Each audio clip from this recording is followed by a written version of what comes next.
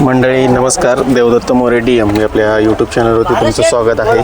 मित्रांनो, देवभाऊ केसरी भव्य असं ओपन बैलगाडी शर्यत मैदान पुरंदर माळशिरस या ठिकाणी पार पडतं. या मैदानाच्या सेमीफायनल 3मध्ये फायनलसारखीच लढत आपल्याला पाहायला मिळाली. सर्व टॉपचे नंदी या सेमीफायनल 3मध्ये पळत होते. या मैदानाच्या सेमी 3मध्ये सुंदर असा पळत दाखवून चित्र्याने मित्रांनो हा सेमी पास केल्याने तो फायनलसाठी पात्र झाला आहे. त्याचीच आपण मुलाखत घेणार आहोत. धन्यवाद. पहिल्यांदा तुमचं आज काय अनुभव आणि आजचा काय आनंद असणार आहे, कारण एक मोठा सेमी होता आज. आनंद तर भरपूरच आहे आणि गटात गाड्या पण चांगल्या होत्या. इकडून देवबाका सुरू होता, तिकडून चिकेची गाडी होती. सगळ्या गाड्या चांगल्याच होत्या. ज्यावेळेस आता सेमीफायनल 3 पुकारला गेला होता, आता तुम्ही बघितलं असेल की या मैदानाचा फायनल म्हणूनच या सेमीकडे बघितलं जात आहे. सगळ्या टॉपच्या गाड्यातून त्याच्यामध्ये आपल्या चित्र्या आणि त्याच्यावर कोण पळाला?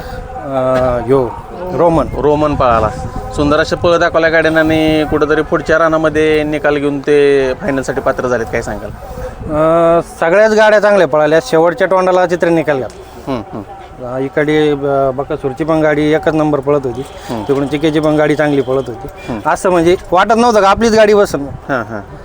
पण चित्र्याने थोडी तोंडाला साथ दिली, गाडी बसली. हे नियोजन कसं होतं रोमन आणि चित्राचं? नियोजन आमचं सोने डावेवर नियोजन करतो. सगळं काही त्याच्याच याच्यावर असतं. तरी आता रोमनने पण कमबॅक केलाय. आता पुसेगावचा हिंदी केसरी हो. रोमनचा पण बॅट पॅल चालू होता, पण त्याला पण आज खऱ्या अर्थानं साथ दिली चित्राने. चित्र म्हणजे पळतोय आणि नंबरात राहतोय. चित्राचे वैशिष्ट्य काय सांगाल? चित्र जेवढे मोठे मैदान आले आत्तापर्यंत, फक्त पुष्यगावला आमचा थोडा बॅडलक झाला. जेवढे मोठे मैदान आले, हिंद केसरीचे मानाचे सर्व मैदानात राहिलेलं आहे. आता बघा गेलं तर ज्यावेळेस गाडी गटपास झाली त्यावेळेस स्पीड आणि सेमीचं स्पीड काय सांगाल? गटाला भरपूर स्पीड लागला, सेमीला पण चांगला स्पीड लागला गाडीला.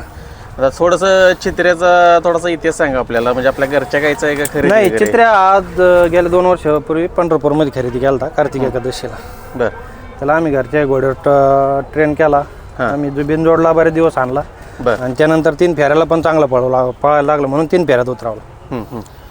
मग आता त्याचं इकडं नियोजन तुम्ही स्वतःच करताय? नाही, इकडं त्याचं नियोजन सोने डावेवर करतो. बरं. सगळं काही म्हणजे पैरे वगैरे तेच असतं सगळं. ड्रायव्हर कोण असतो? तोच असतो सोने डावेवर. स्वतःच असतो? स्वतः तेच गाडी आणतो. प्रवास वगैरे तुमचा सेमी प्रवास आता आम्हाला 315 किलोमीटर प्रवास. तुम्ही बैल तिकडे काल आम्ही सकाळी 10ला निघलो होतो.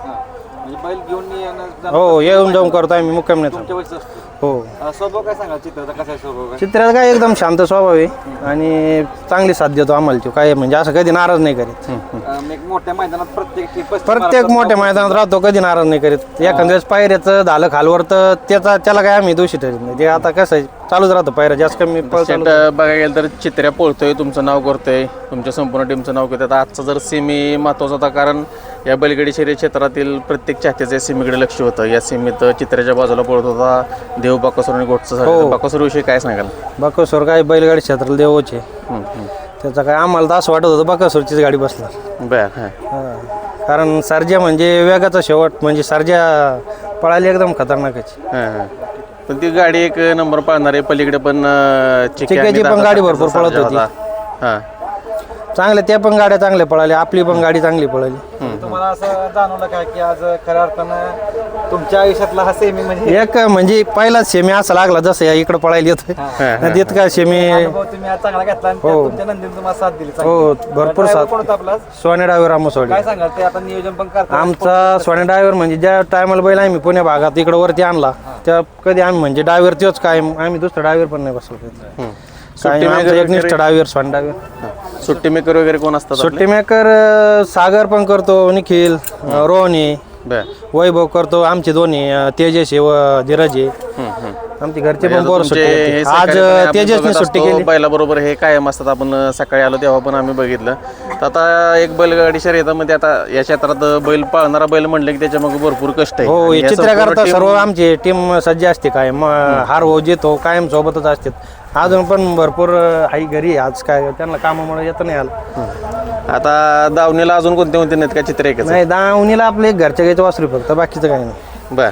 अजून एक वासरू आहे. हो. आता कसं बघताय पुढे येणारी पण चांगली हिंद केसरीचं मैदान ह्याच महिन्यात आहे. आता हिंद केसरीत आम्ही फक्त, बाकी सगळे हिंद केसरीत आमचा गुलार आहे. फक्त पुष्यगाव मध्ये गुलार नाही झाला आमचा तेवढा. फक्त आम्ही आता तेवढा गुलाल पुशेगाव इच्छा आहे आमची. केसरीचा गुलाल एक म्हणजे स्वप्न आहे कुठं हा एक स्वप्न. की या क्षेत्रात उतरल्यावर आपल्याला तो गुलाल पाहिजे. आता कासेगावचं हिंद केसरीचं मैदान आहे ते कसं नियोजन करताय काय? तिथं पण चांगलं नियोजन होईल, तिथं पण गाडी पळवणार आहे. बरं ठीक. तर खूप साऱ्या शुभेच्छा असतील तुमच्या टीमला. आज खऱ्या अर्थानं तुमचा आनंद म्हणजे फायनल जिंकल्यासारखाच आहे. नक्कीच तुम्हाला चित्र अजून तुमचं खूप मोठं नाव करेल टीमचं. हीच तुम्हाला शुभेच्छा. धन्यवाद.